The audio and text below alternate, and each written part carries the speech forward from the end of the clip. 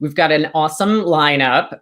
It's our first episode of 2021, and we are going to focus on one question, as you know. What does the modern media plan look like in 2021? Next up, we have Frank Cooper III, the CMO of BlackRock. The third. Frank leads BlackRock's marketing across every region of the world, combining the science of data and tech with the art of creativity, culture, and purpose. Frank began his career as an entertainment lawyer, later serving as a top exec at two of the world's most iconic music labels, Motown and Def Jam. He later went on to C-suite roles at BuzzFeed and PepsiCo. Welcome, Frank. Oh, Frank, you're on mute, brother. Oh, still learning, man. Still learning. Great to be here. Thank you. Great to see you. For everybody who PepsiCo was a very early client and Frank was a superstar, and this is a huge joy for me. And we've built a friendship through the years. Frank, thank you for being here. Great to be here, Gary. Great to see you. Frank, as you go into 2021, you know you've done I watched from afar. You've done what I thought you would.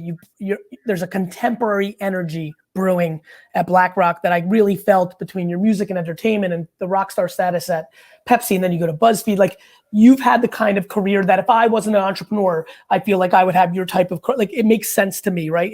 It's like in between corporate and entrepreneurship.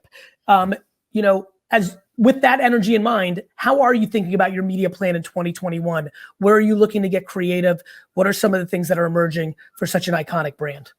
Yeah, Gary. Thanks. Look, and I learned a lot through you over the years, and honestly, more one-on-one and just having conversations. So I appreciate that. But look, I mean, the way I think about it, just taking one huge step back, is I first think about the context of the times in which we live, and a great media plan in times of stability will fail miserably in times of if it's rigid. If it's rigid.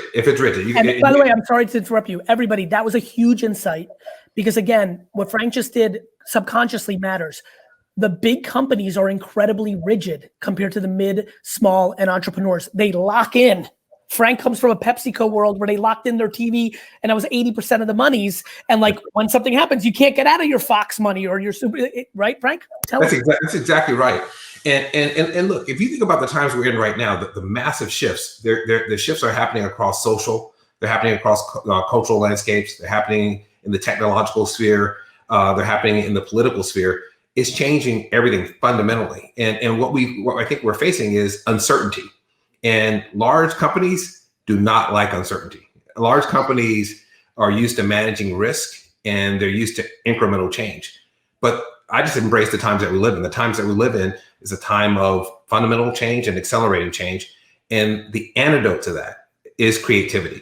The antidote to that is you have to take some leaps. You have to take some risks in moving forward. So I come in, when I think first about a media plan, I come in with that particular mindset, that we are going to take leaps. We're going to leave some flexibility within the media plan so that we can adapt as things will inevitably change.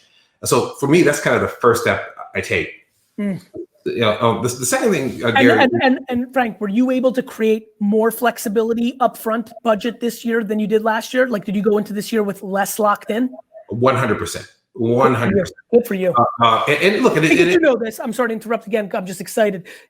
People talk about things, but don't get around to it because of the corporate culture and just easier to do the same old thing. So to hear that you, by math, have less locked in to give you the mobility. Now, I actually think that's very practical and it makes sense, but it almost, how people talk about it'll never go back to the same world post-COVID. I feel the flexibility you feel this year, even though the world's back to normal and should be stabilized, the nectar of that flexibility is going to be intoxicating and will become more of the reality. 100%. And look, and I don't think there is a thing of going back to normal. I actually think what we experienced in this past year just kind of accelerated and amplified what was already happening right beneath the surface. And beneath the surface is that it is a time of rapid change. But look, I was able to do it, but not all in one fell swoop. I was able to set aside this money by talking first to those in the C-suite, other senior executives about what's real and what's not, avoiding the myth of impressions, not getting mesmerized by kind of the sizzle of a great video and talking to them about what really matters. So that made a big difference. But for us, we're in this world where, PepsiCo, I say my budget was at least 7 times the amount that I have here. Do you think that forces you to be scrappier? Do you think it's kind of, when I think about the world, it's hard to be hungry when you're fed. Do you think that restriction has caused, and that friction, because you're accustomed to a different budget world, do you think that created a more innovative gear inside of you and your team? There's no doubt it made me and the team more innovative. It reminded me of the early days of hip hop, actually. When you just have to have the hustler spirit. You figure out, how do I make things work given what I have? And one of the most, I think, foundational shifts we made was that we realized that the messenger is the message. And so we tapped in, we tried to, and we're continuing to try to tap into influencers, but not necessarily the big cultural influencers, those people who have power to shift the thinking and behavior of the people that we care about the most. Your target, which will be a totally different influencer than if you're Peloton. 100%.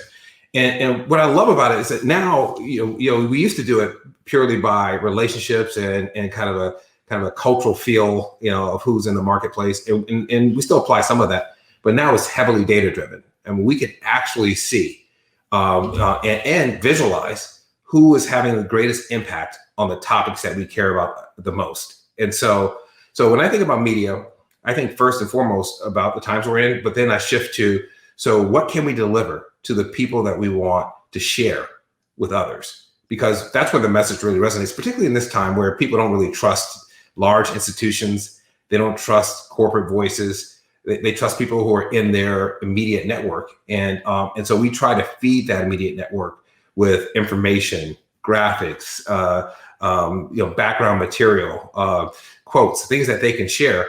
And for me, there's a lot of power in that. I agree. Frank, what about you as a consumer? I enjoyed that last question. What's grabbing your attention from a marketing standpoint? Like, give me an anecdotal story. Like, I needed to buy a stereo set. This OTT ad happened, or I just bought this new running shoes on Instagram, and that surprised me. I'd never done that before. You got anything that's happened over the last couple of months? Well, look, for me personally, like if I'm at home and the thing that has shocked me is the extent to which I'm buying off of Instagram. I'm buying things I probably don't even need. I'm flipping down and I see work at home pants, and then I click it on and it's like, do I really need it? But it just feels good. And so I'm purchasing a lot off of Instagram. But the platform I'm absolutely obsessed with, I'm totally obsessed with LinkedIn. And I'm obsessed with it more from a professional perspective, but just overall, it is relationship driven. It is focused. It's not based on the math of large numbers necessarily. It's based on the groups that you can get together around one person. And I love it. I love the fact that LinkedIn Live is up and running. I'm totally obsessed with that as a platform, not only for thought leadership. Have you jumped into Clubhouse yet? Yeah, I have. I'm still trying to figure Clubhouse out though. Are you listening? Are you mainly listening at this point, or have you contributed? I'm totally listening. Yeah. Frank, you have so much to say. I'm pushing you as a friend. Go contribute to one room. You need to taste all sides of it to really figure it out, right? Figuring it out is like figuring out oysters by looking at it or talking about it. The real way to figure out oysters is by slurping it. You need to jump in and taste it.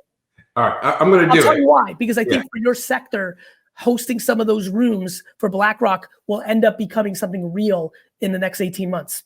I'm going to circle back to you, Gary. I'm jumping in this weekend, and I'll tell you how it goes. Honestly, I'm going to jump in. I'm going to hold you to that. Frank, thanks for being on the show. Yeah, absolutely. Good seeing you.